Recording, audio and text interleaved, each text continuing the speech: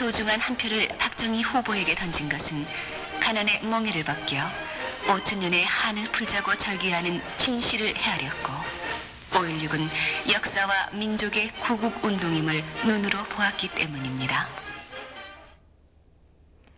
1990년에 제작된 다큐멘터리 영화 조국의 등불은 고 박정희 대통령의 추모 영상 기록물입니다. 이 영화의 제작자는 박근혜 대통령입니다. 11.6 사태 이후 10여 년간 공식적인 대외 활동을 하지 않았다고 알려진 박 대통령이 1988년 활동을 재개한 직후 벌인 일 가운데 하나입니다. 이후 행보들은 10여 년간 어떤 생각을 하고 지냈는지 짐작하기에 충분했습니다. 우선 박정희 대통령 유경수 여사 기념 사업회를 발족시킵니다. 11.6 사태 10주기에 나온 당시 기사입니다. 고인의 큰딸인 박근혜 씨가 주도하는 박정희 대통령 유경수 여사 기념사업회가 1988년 발족된 이 조직은 이후 매년 추도식을 열며 박 대통령 정치 세력 결집의 구심점이 됩니다. 그리고 이듬해 유신 독재 시절에 새마음 봉사단을 부활시킵니다. 근화봉사단은 현재 회원이 20여만 명이라고 밝혀지면서 연말까지 50만 명을 목표로 조직 확대에 박차를 가하고 있다. 전국적으로 시도는 물론 일부 군 단위까지 지부가 설치돼 있는데 서울에만도 22개가 있다. 1989년 5월 조직된 새마음 봉사단의 후신인 근화봉사단은 이처럼 당시 규모가 상당했고 조직은 체계적이었습니다. 박 씨는 박 대통령 기념관 건립을 당면 과제로 설정하고 그 이전에 박 대통령에 대해 일방적으로 매도된 평가를 바로잡겠다고 공언하고 있다. 이날의 성대한 추도식은 그 작업의 시작이라는 것이다. 당시 행사를 주도한 박 대통령의 발언입니다. 그리고 부친의 명예 회복을 위한 행보들은 그 이후 더 구체적으로 나타납니다. 당시 만들어진 월간 근화보입니다. 이 근화봉사단의 소식지는 당시 문공부에 등록된 정기 간행물로 한 부당 1,000원에 판매됩니다.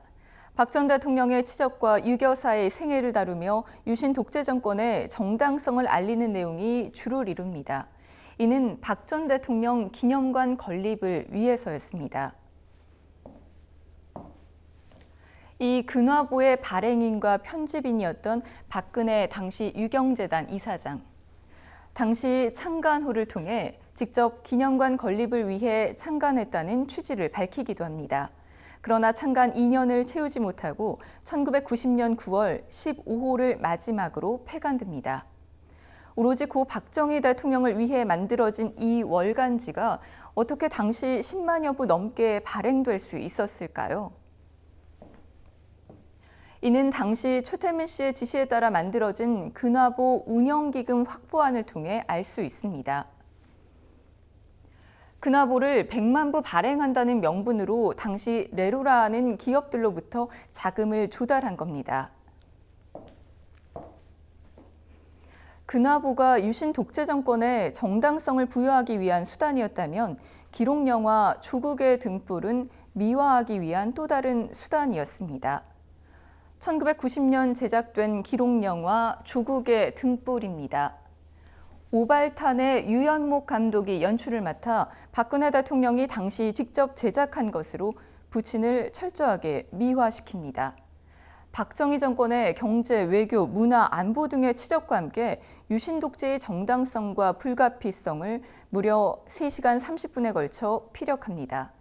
이후 모친을 추모하는 영화 사랑의 등불을 제작하기도 합니다. 유신 독재 정권 시기에서 시간이 멈췄다. 원래의 집이었던 청와대를 되찾았다고 생각한다. 현재 박근혜 대통령에 대한 한간의 평입니다. 하지만 이러한 말을 한간의 평이라고 치부해버리기엔 석연치 않은 점들 투성입니다. 박근혜 대통령이 대외 활동을 재개한 이후의 행보들을 보면 모두 부친의 명예 회복에 관한 일이기 때문입니다. 그리고 대통령이 된 지금도 그 일은 계속되고 있습니다. 그날들, 장부경입니다. 네.